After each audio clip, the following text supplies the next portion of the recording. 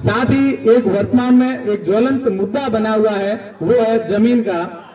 मैं आज इस मंच से कुछ बातें जरूर कहना चाहूंगा कि आप अपने बच्चों को धरती से जोड़े रखें, अपने खेतों से जोड़े रखें, क्योंकि खेत बचेंगे तो हम बचेंगे। इसी आधार पर मैं 5 मिनट आपके लेना चाहूंगा कि इन बच्चों को आप जब, हालांकि हमारे यहाँ की परंपरा भी है और मैं देखता भी हूँ अपने यहाँ के बच्चे जो राजकीय विद्यालयों के हैं वो कम से कम सभी घर पे अपने अपने खेतों में जाते हैं, लेकिन जो नहीं जाते हैं कम से कम बारिश के ऋतु में आप उनको अपने खेत में अवश्य ले जाएं। ये बच्चे खेत जाएंगे, खेती देखेंगे, भले आप 1 घंटा ही सही खेती जरूर करवाएं, तो इनको खेत के प्रति प्रेम होगा। नहीं तो इन बच्चों का खेत के प्रति प्रेम मोह भंग हो जाएगा। इनको सिर्फ वो जमीन नजर आएगी कि मेरे पिताजी के नाम 10 बीघा 20 बीघा जमीन है, और जब वो जमीन रहेगी, खेत नहीं रहेगा, तो उसके प्रति कोई मोह नहीं रहेगा और ये उसको बेच देंगे। इस ज्वलंत समस्या पर मैं ये जरूर कहूंगा कि पनघटों से आज पानी कौन भरना चाहता है, मरघटों पे पहले जाकर कौन मरना चाहता है, और भोजनों में भोग 56 चाहते हैं सब, मगर गांव में खेती किसानी कौन चाहता है? कोई नहीं चाहेगा अगर ये नहीं देखेंगे खेतों को। और फिर होगा क्या? फिर होगा कि गेहूं और धान जानती नहीं है जो प्रजाति अन्न के महत्व को कभी न जान पाएगी नहीं, किसान के पराक्रम को धूल सनी देह का मजाक ही बनाएगी पराई भूमि में कहीं ठिकाना कोई, सदा के लिए ही जन्म भूमि भूल जाएगी ये भूल खानदान और खलिहान, खेत बेच देगी और रोटियां कमाएगी।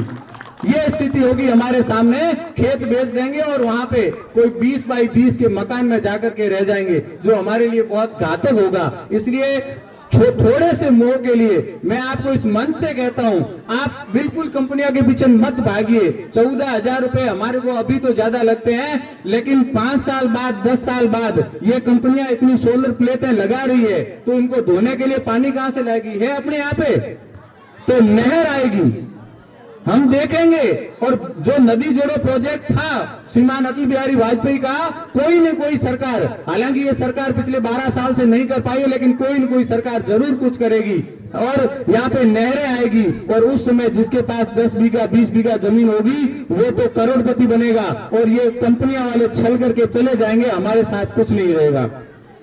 इसलिए एक छोटी सी कविता अंत में यही कहना चाहूंगा कि जिसके पास चली गई मेरी जमीन, जिसके पास चली गई मेरी जमीन, उसी के पास अब मेरी बारिश भी चली गई।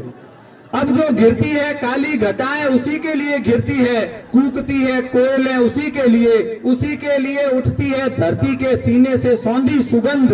अब नहीं मेरे लिए हल नहीं, बैल नहीं, खेतों की गैल नहीं, एक हरी बूंद नहीं, तोते नहीं, ताल नहीं, नदी नहीं, आर्द्रा नक्षत्र नहीं, कजरी मल्हार नहीं मेरे लिए। जिसकी नहीं कोई जमीन उसका नहीं कोई आसमान, जिसकी नहीं कोई जमीन उसका नहीं कोई आसमान, अगली फसल होते ही सब चुकता कर दूंगा। अब तो मेरी झूठी ये गुजारिश भी चली गई, जिसके पास चली गई मेरी जमीन उसके पास मेरी बारिश भी चली गई, उसके पास मेरी बारिश भी चली गई। आप सभी ने मुझे सुना, धन्यवाद। कार्यक्रम के अंत में आप सभी अपना स्थान ग्रहण कराएं। मेरा निवेदन है